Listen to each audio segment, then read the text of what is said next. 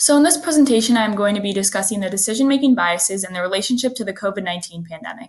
So a brief overview of what heuristics and biases are. Heuristics are simple, efficient rules in which people often use to form judgments and make decisions. Essentially, they're mental shortcuts. So an example of a heuristic would be that after seeing several reports of car theft on the news, you might just assume that your vehicle has a higher chance of being stolen, when in reality it does not. So that's an example of the availability heuristic, and that is also something that will be discussed later in this presentation. Biases, on the other hand, are subconscious deviations in judgment leading to perceptual distortion and inaccurate interpretation. An example of a bias might be that generally humans tend to assume that their ideas are best, even when they have little expertise at the topic at hand. So, why are heuristics and biases especially important to us right now during this global pandemic? Basically, biases and heuristics are most useful when we are in a high-stress situation and important decisions need to be made quickly. This is the exact atmosphere that coronavirus has created.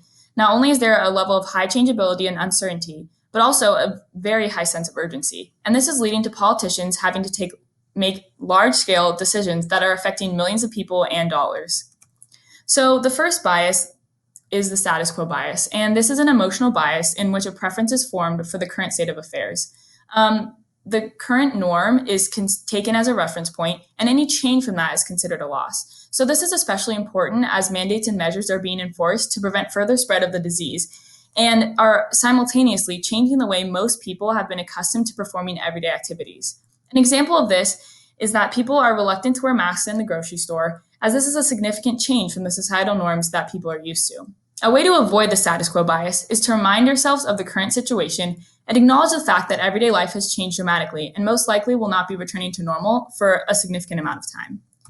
A couple examples of the status quo bias are people protesting against the government mandates that have been made, as they are substantial changes to the way that life used to be carried out.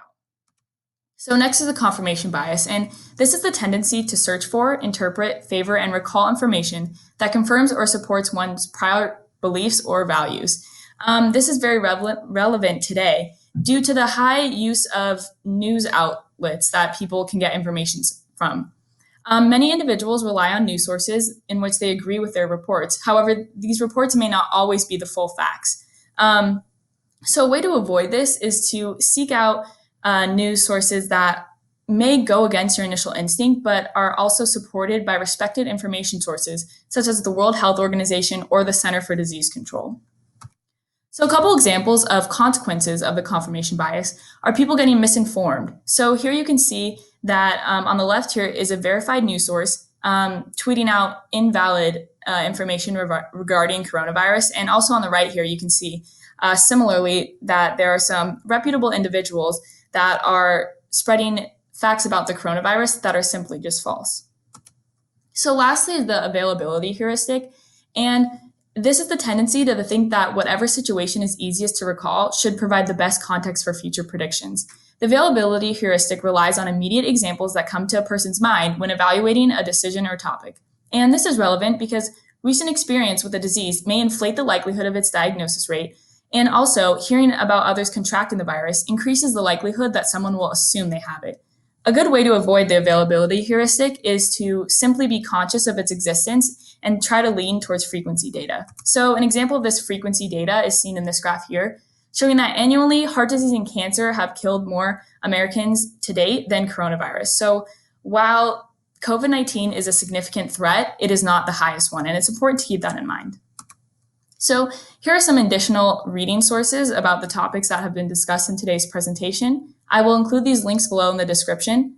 And here are my sources that I have used to provide this information. And thank you very much for listening to my presentation.